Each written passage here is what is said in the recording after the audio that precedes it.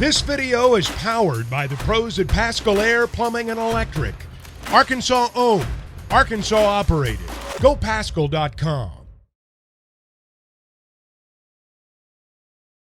Richard, there's not exactly prior precedence with what's going on with Brandon Miller. I know some people pointed to Dave Bliss and everything, but I mean, how does this affect Alabama recruiting moving forward as long as Nate Oates is still their head coach? Obviously, it's not good. I think first person you think about is a mom of recruits, and anytime there's negativity around a program, especially like this, it can kind of definitely hurt. I mean, I think some people will say, they're doing the right thing, and other people, it seems like, and I'll be honest with you, I don't know all the ins and outs of this story. I've seen bits and pieces and read bits and pieces, but anytime you have somebody with a loss of life because of a gun, moms are going to be a little uneasy about it. Not only just basketball. I mean, I think you're also talking about potentially other sports within the program, within the Alabama athletic department, because they're looking at the AD for leadership too. Some people are, and thinking, well, he's kind of dropped the ball. So that I think hurts all the programs a little bit. How much each individual person, each individual family is going to have their own opinions, whether it's not very favorable, or it may be let this run its course and let's see what happens with the judicial system. So I think overall, though, I don't think it's a good thing. Richard, you talk to parents every single week. I know that NIL has taken a new part in the recruiting process, but when you speak to adults about their son potentially going off to a university, in some cases hundreds and thousands of miles away, how important is the conversation still to, I want to be able to trust this man, this grown adult, to mentor and be a father-like figure to my son in some cases? Oh, that's priceless. It is absolutely priceless. If they don't trust that head coach and the coaches within the staff, it's especially that's your most precious commodity there. I mean, your son or your daughter, you're always kind of leery about them leaving, and it's a very traumatic experience when it first happens. Especially you say the firstborn, and you have three other kids at home. To have that one leave, you have to have that trust that coach and that coaching staff's going to be, an extension of what you are, what you preach, and what you teach at your household. So that right there, I think, if there's probably one thing that really impacts recruiting as much as anything else, it is that trust in that head coach and that coaching staff. All the conversation and all of the focus has been put on Brandon Miller the last 24 hours, 48 hours. But what also hasn't probably been discussed enough since all this happened, January 15th, is Nate Oates did recruit at least two other players that right now have serious charges, including murder, that were on his team. So, I mean, regardless of Brandon Miller and scoring 41 points last night, Richard, there's clearly, and I know people disappoint you with their actions every day, but we're talking about someone losing their life here. That's part of the process that has to be looked at somewhere down the line is how did Nate Oates miss in the evaluation that would bring someone into the program that could commit an act like this? Yeah, it's truly a fine line. You want to, you want kids that have good character, come from good backgrounds, and I don't know I don't know all the ins and outs of this story as far as what kind of background the kids are coming from. But at the same time, you have to be careful when you take chances on kids, because something like this could potentially happen. when I say take a chance on a kid that maybe has had some issues in high school and had some character flaws, and you feel like that you can work with this kid, and there's a lot of success stories with that too. I mean, we've seen it at the University of Arkansas. So it's a fine line, but at the same time, when it goes bad, and it goes bad like this, it obviously is going to reflect negatively towards your program, and only time will tell how things are going to look in the next 3 or 4 years during as far as future classes and stuff like that. But there will be some families that will back off of the program. There's no doubt about that, and there'll be some that will trust the coach and his staff and continue to be recruited and continue to sign with them. What was your reaction when the news came out yesterday afternoon that Brandon Miller would play last night?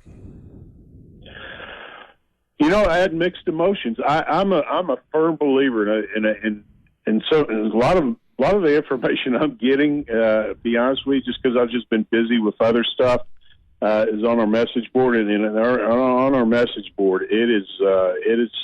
I'd say the vast majority of people were, saying that he should not be playing. He probably should be charged, but at the same time, we're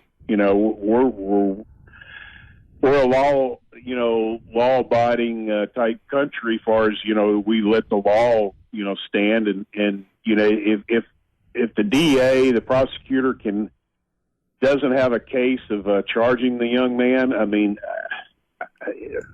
it's just something I struggle with, and again, I don't know enough about it, but on the outside looking in, just a little bit that I know, it does look a little, I don't know, doesn't look good.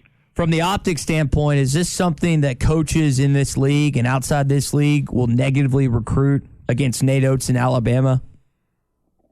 I'm sure some will, but you know what? I think a lot of times coaches, I think the good coaches kind of let it play out, and I don't think you really have to mention it because this is so well publicized. It'd be hard to believe that people were not at least aware of it. People like myself not knowing all the details, so I'm a little kind of reluctant to have a strong feeling either way. Even though I can understand why some people think that he shouldn't be playing, and some people think he should be charged as an accessory to murder. So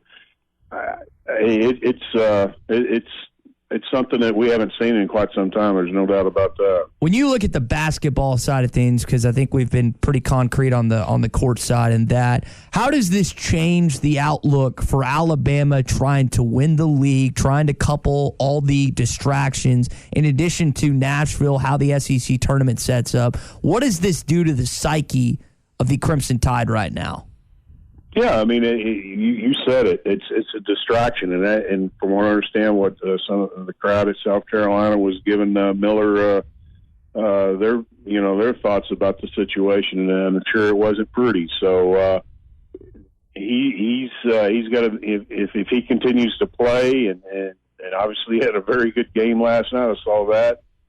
He's got to be extremely mentally tough, and the kids, other kids on the team have to be that way too. It could be one of those type deals that if you're Oates, you say that it's us against the world right now. We're the only ones that believe in one another, and let's rally around each other and support one another and try to get the outside noise away from the kids, and probably encourage them not to be on social media, not to listen to the news and stuff like that too, which obviously is going to be very difficult. But hey, if I'm Brandon Miller, I'm not even touching Twitter. I mean, or any social media outlet. So, I think it's going to be tough, but I think it's doable.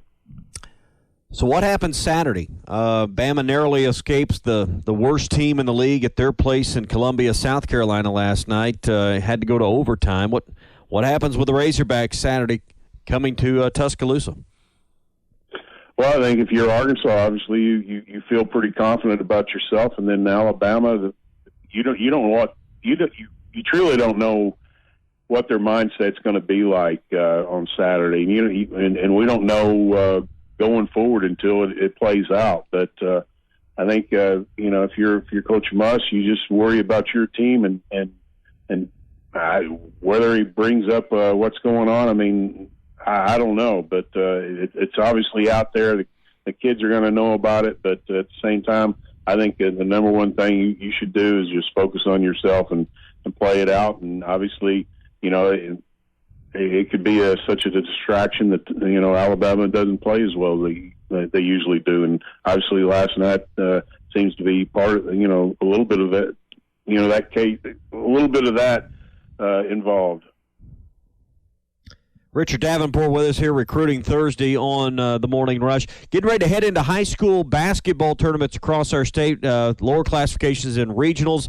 I know you're probably already looking at the schedule, where some of the targets are at. What are some of the places you'll be visiting next week to watch some of the better high school basketball in our state? That's a good question. I haven't even looked at it. I'm not going to lie to you. I've been busy with a special project and just working, doing my stuff. But I usually wait. It's kind of like on Friday nights for football games. I usually wait till the day of to make the decision where I'm going. So I guess we'll find out next week. We'll leave it there this morning, man. Good luck on that big old project, and maybe we'll hear more about it next week. All right, guys. We'll see you. All right, good stuff from Richard Davenport of the Arkansas Democrat-Gazette and Whole Hog Sports. BetOnline remains your number one source for all your sports betting this season. Everything from the NFL and bowl season to esports. You'll find the latest odds, team matchup info, player news, and game trends at BetOnline. BetOnline features live betting, free contests, and live scores for almost any sport or game imaginable. We're the fastest and easiest way to bet on all your favorite leagues and events. Head to betonline.ag to join and receive a 50% welcome bonus on your first deposit. Make sure to use the promo code BELIEVE to receive your rewards. That's BLEAV. Bet Online, where the game starts.